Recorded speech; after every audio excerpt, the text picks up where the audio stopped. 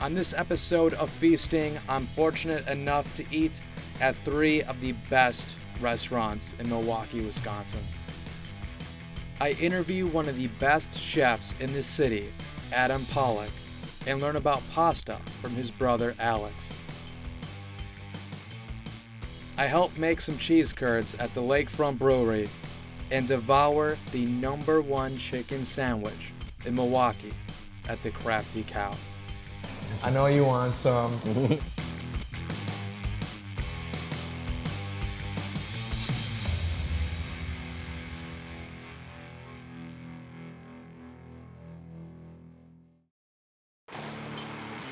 We'll start our day off at Egg and Flour, a pasta bar in Bayview where the pasta is handcrafted and the ingredients are locally sourced. We're in the heart of Bayview. We've been here for 4 years. We just had our 4-year anniversary last week. So this is the first brick and mortar and only brick and mortar of the restaurant. So we get to decide, when we're open, the schedule, when we want to do private events, if we need to close for holidays. All of our staff, everything's done here. We have a bar here, we do beer, we have our own wine label. We do hard liquor as well, but this is a way for us. Yeah, exactly. So it's a little bit different than what we've done in the past, but the thing that's cool about this place too is that we have a full kitchen to be able to do really great specials. The whole thing about Egg and Flour and how it started is that every single day we would have a new special that would come onto the menu for the day, and when it's sold out, it's sold out. So it's really cool for me to be able to have a place that's bigger and more equipment, and make it a lot easier for myself and my staff to come up with different specials and do new stuff. We might add pizza to the menu. We used to do pizza. We had a restaurant called E&F Pizzeria. It was kind of like a one-off of what our brand is now. So we want to bring pizza back, and we want to do special events like cooking classes here, which we do a lot of cooking classes, teaching people how to make pasta. Wow. We do a lot of events here in the space, whether it's cooking. We do pop-ups with other restaurants and stuff, so it's cool to have a space like this that we can have control of and showcase what we do here. How was it on Hell's Kitchen? Just being around Gordon Ramsay, that's just the coolest thing ever. Yeah, so Hell's Kitchen was definitely an experience I couldn't say no to. I've watched all those seasons, all those episodes, all the way through, for more so entertainment. I don't think people are watching Hell's Kitchen for learning how to cook or anything, but it's good entertainment. And when you get the call, I've been trying to get on that show a few times, but when I got the call to say, hey, you're going to be a contestant, we want you to be on here, your whole mindset changes, and it's more so about being around Gordon Ramsay, being around all these other great chefs, being able to showcase what you've learned over the years and be able to cook the food that and be in that competition setting. That was the first TV competition that I was ever in, so there was no practice on like a one-off show or a one-episode show or anything like that. It was going from, I've never done this TV thing before, cooked in front of a camera or whatever, to jumping into a multi-season or a multi-episode full season show. And it's Gordon Ramsay, so it's a little bit stressful and you can't really plan for it. But once you get there, you want to do your best and you want to prove the cameras are irrelevant at that point. You're cooking for Gordon Ramsay, you're cooking for the other guest judges. And then honestly, it makes you better and it makes you more aware and just inspired when you're cooking to say, hey, if he's around, I want it to be the best that I can do. And it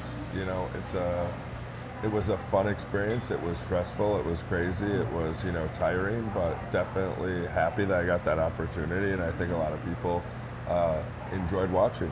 We represented the city really well and Milwaukee, and we all know that line is learn everything from Milwaukee. And I'll never forget that, I can always watch it whenever I want, so it's fun.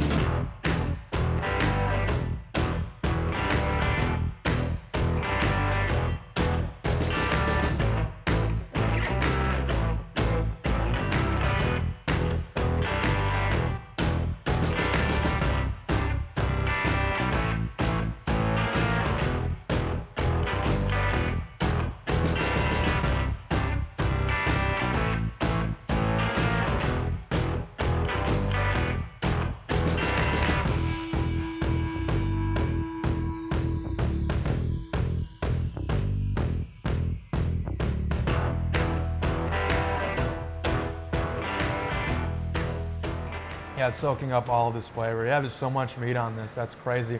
It's way easier to eat, you know, than just like spaghetti, where you have all those little strands of noodles and you're just struggling to even get it all on your fork. Yeah, You really don't have that with this. I feel like people, like the way that we do it here at Egg and Flour is we place the sauces with the noodles so that it's going to pick it up the most. So some of like the more loose noodles are going to have a thicker sauce so it coats it. And some of the noodles, like your next dish here, gives it a chance to get in all the crevices and have like little flavor explosions.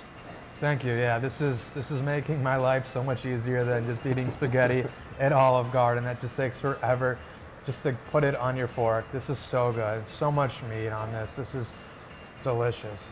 Yeah, there's so many different shapes of noodles. There's hundreds and there's maybe thousands, who knows.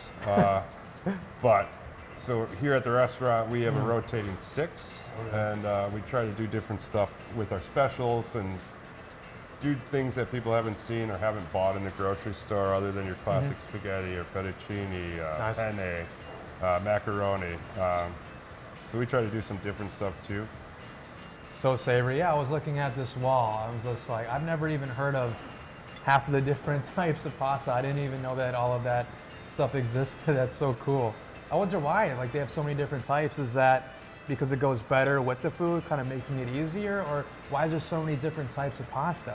Yeah, kind of. I think it's just based on the sauces, based on the regions, based on who's making it. If you travel around Italy and Sicily, every region has a different thing. Some will use a heavy meat sauce. Some are using a lighter olive oil sauce. So it kind of depends on the noodle shape or how they're making it.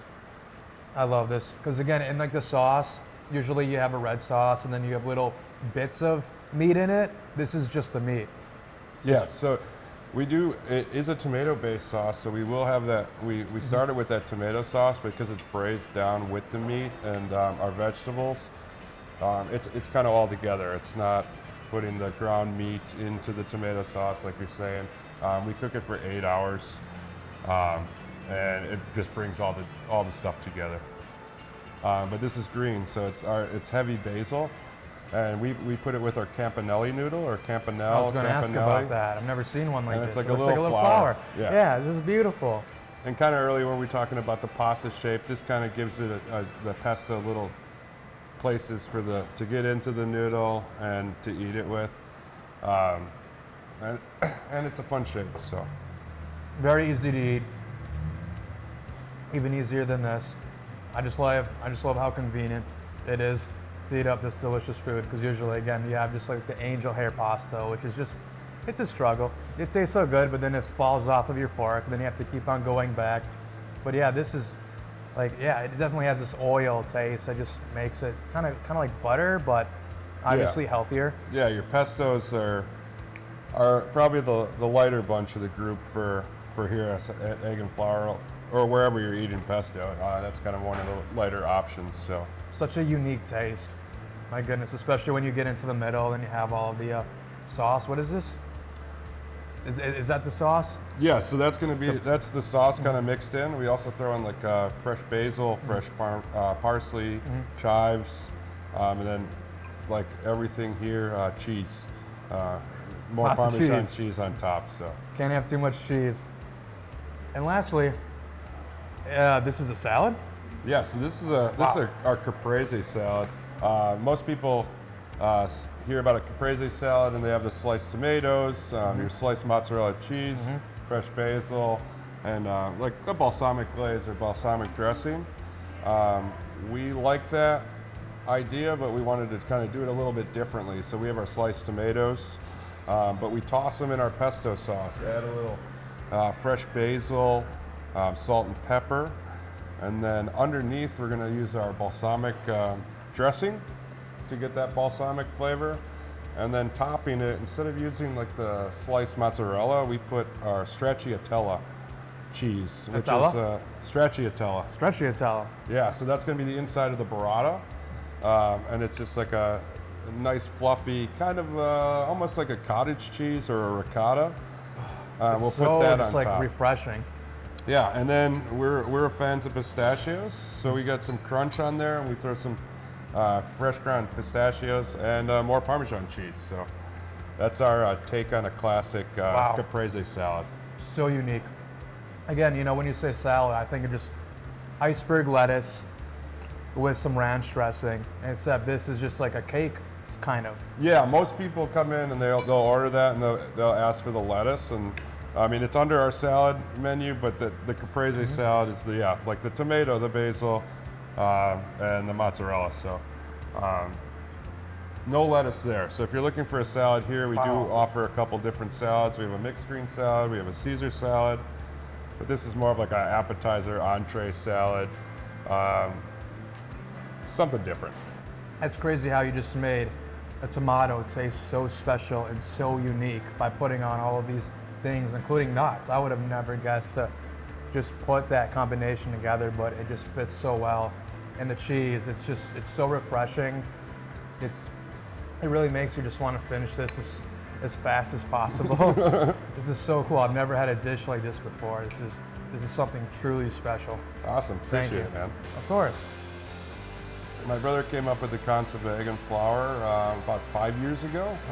This wasn't our original location. We started in a food hall, and it was just about 5 items on that menu, and all these items were on that original menu. After about a year there, we found this spot in Bayview, and we really expanded the menu. So now I think we're up to about 15, 16 different kinds of pastas, different salads. We have sandwiches. And it's really cool. This area is really cool, up and growing. Me and my brother grew up probably about 8 blocks away from here. So it's really awesome to just be in the neighborhood that we're from, serve the people that have been here since day one, new people. The area's been new and growing, so that's really cool. And it's cool working with my brother. We both get to do what we love to do and help each other out and grow, and be in this crazy business of food and serving people. So I really dig it, and come and check us out if you haven't.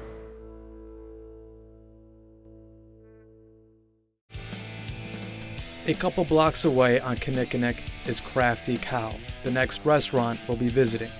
It's the home of the award-winning fancy chicken sandwich, and I cannot wait to taste it.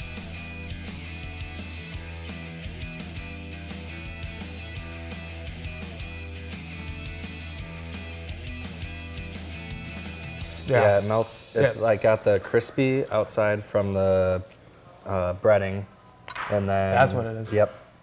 And then the fat kind of heats up in the fryer, and then it just kind of melts in your mouth. It's really, really great.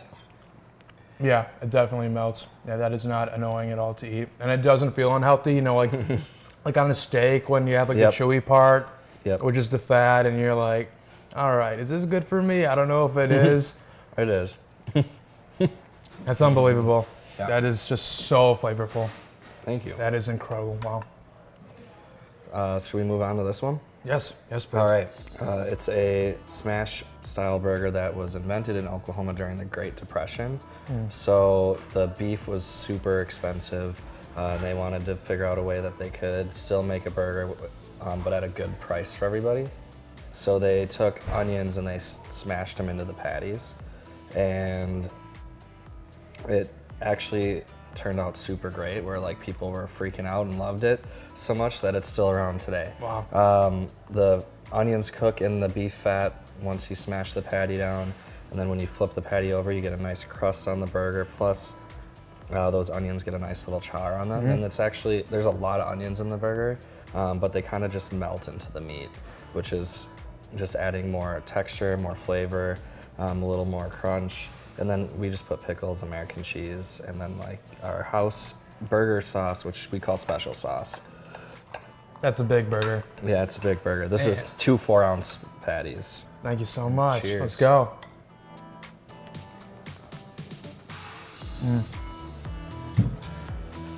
So what exactly got you into like the food industry? Like what made you want to start owning your own restaurants and going out to LA and finding places and then incorporating it into your own menu? Well, I've always liked food. I've always been really into food, and I feel like that's the cliche answer, and that isn't really all it is for me.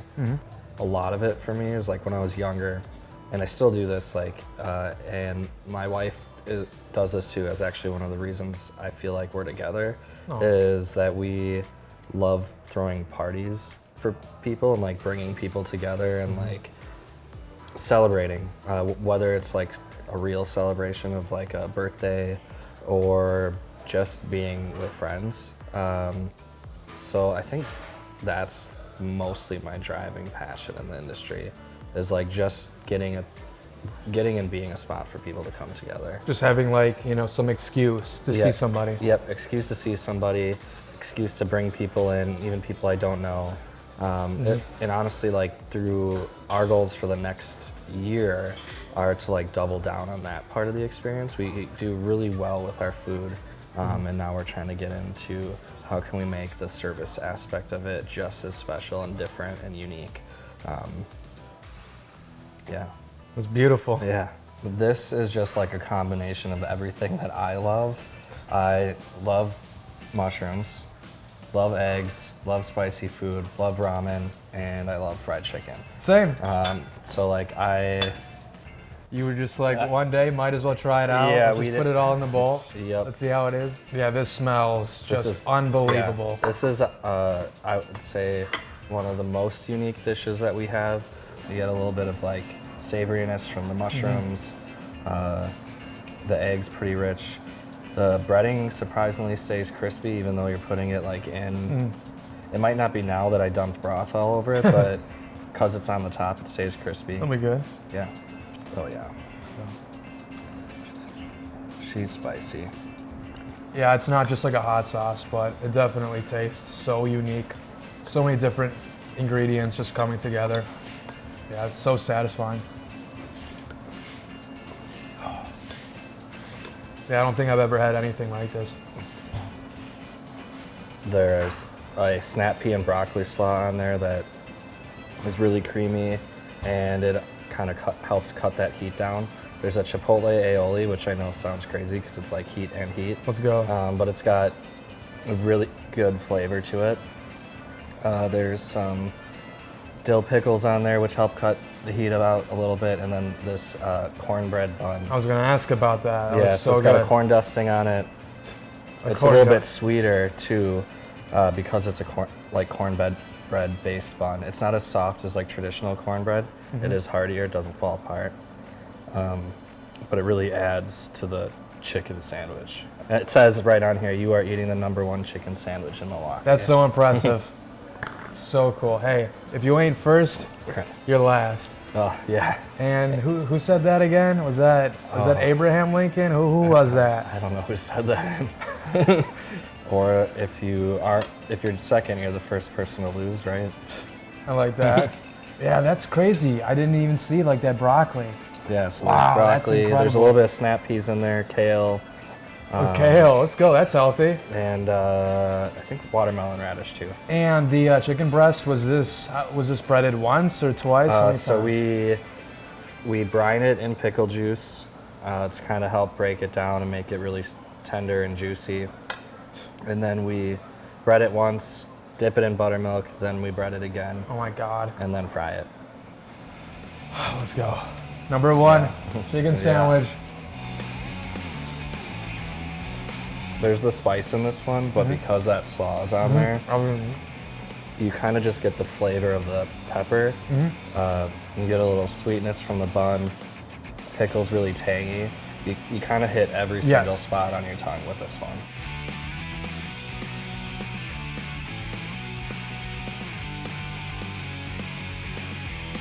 And I mean, kind of, we were talking about this before, like awards and tastes are so subjective, and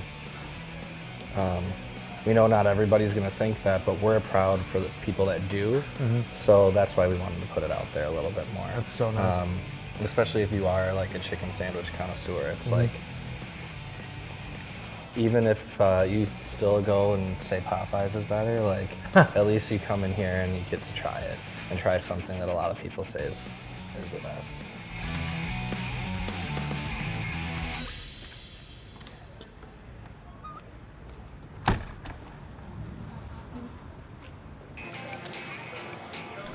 For my last stop, I ventured to a Milwaukee staple, the Lakefront Brewery, where its cheese curds stand out amongst all the others in the state.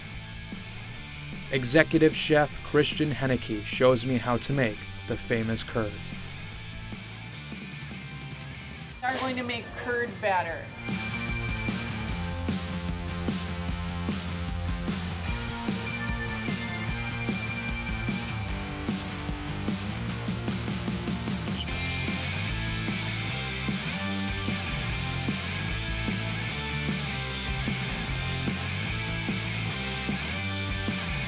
And then here are the cheese curds.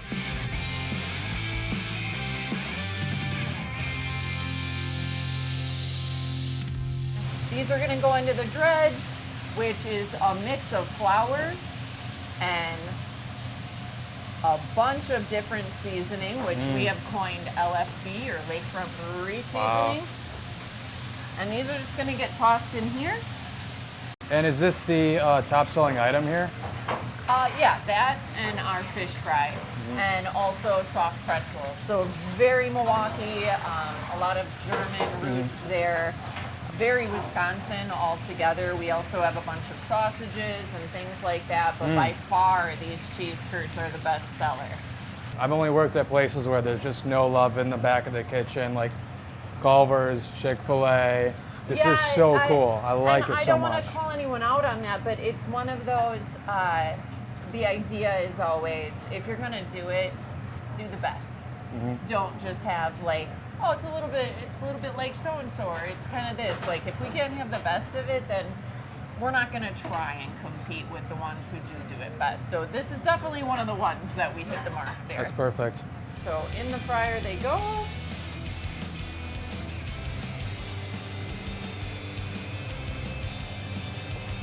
Give that a little shake, and down they go.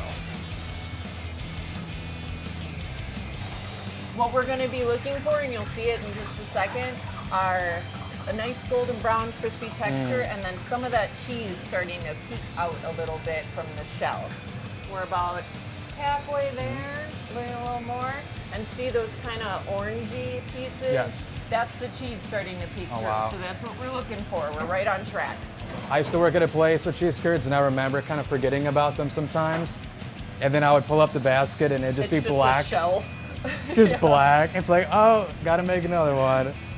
Well, then I guess I'll finish this part so we don't have that happen.